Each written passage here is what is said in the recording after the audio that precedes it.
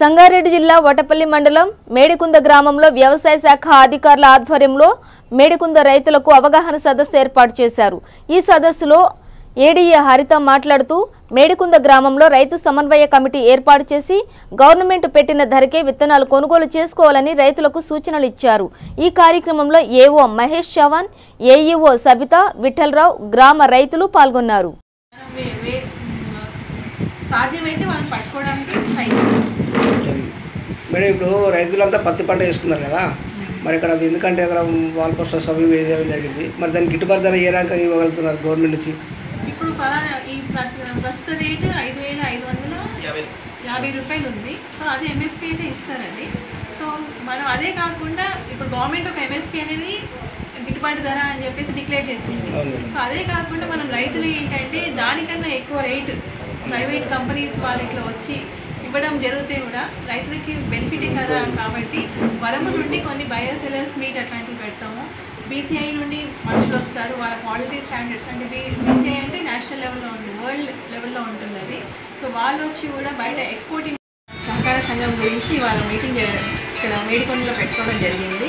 ఇక్కడ రైతులని ఉద్దేశించి ఏంటంటే ప్రతిదీ కూడా నాణ్యమైన విత్తనము, ఎరువు, పురుగు మందులు తక్కువ ధరకి రైతులకి అందుబాటులో ఉండాలని చెప్పేసి ప్రతి ఊర్లో కూడా ఒక సహకార సంఘం ఏర్పాటు చేసుకొని డివిజన్ లెవెల్లో ఒక సహకార సంఘం పెద్ద ఎత్తున రైతు ఉత్పత్తిదారుల సహకార సంఘం అని చెప్పేసి మనం రిజిస్టర్ చేయడం జరుగుతుందన్నమాట।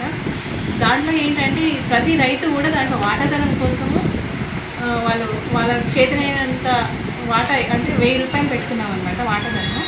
సో దాని గురించి ఆ వాటాధనం నుండి వాళ్ళకి ఏమి ఉపయోగము, దాని నుండి వాళ్ళకి ఎట్లాంటి బెనిఫిట్స్ పొందుతారు అని ఎడ్యుకేట్ చేయడానికి అనేది ఇక్కడ మనము మీటింగ్ పెట్టుకోవడం జరిగింది అనమాట। కరెక్టే మేడం, మరి ఇంతకుముందు మేడికుంది విలేజ్లో మరి రైతులు కూడా సంఘాలు ఏర్పాటు చేసి మరి కొంతమంది డబ్బులు వసూలు చేసి రిసిప్ట్ కూడా ఇవ్వడం జరిగింది, అది ఎలాంటి కూడా ఉపయోగపడలేదు। మరి ఇది మరి మీది మందులు కూడా కొట్టడానికి వచ్చినని చెప్పారు, ఇంతవరకు మేడికుంద గ్రామానికి ఇవ్వలే అని చెప్పి మరి రైతులు ఆరోపణ చేస్తున్నారు, దాని విషయంలో ఏమంటారు మరి మీరు?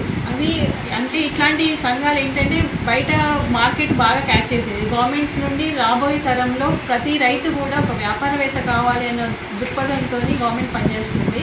సో ఈ విషయంలో బయట మార్కెట్ అంతా క్యాచ్ చేసి చాలామంది ఎన్జిఓస్ ఏంటంటే వాళ్ళకి ఫస్ట్ హ్యాండ్ ఇన్ఫర్మేషన్ ఉంటుంది కాబట్టి ఇట్లా కొన్ని ఊర్లలోకి వచ్చి మన మేడికొండనే కాదు ఇట్లాంటి కొన్ని ఊర్లు వాళ్ళు క్యాప్చర్ చేశారు, క్యాప్చర్ చేసి డబ్బులు కూడా కలెక్ట్ చేసుకొని పోయింది అనడం।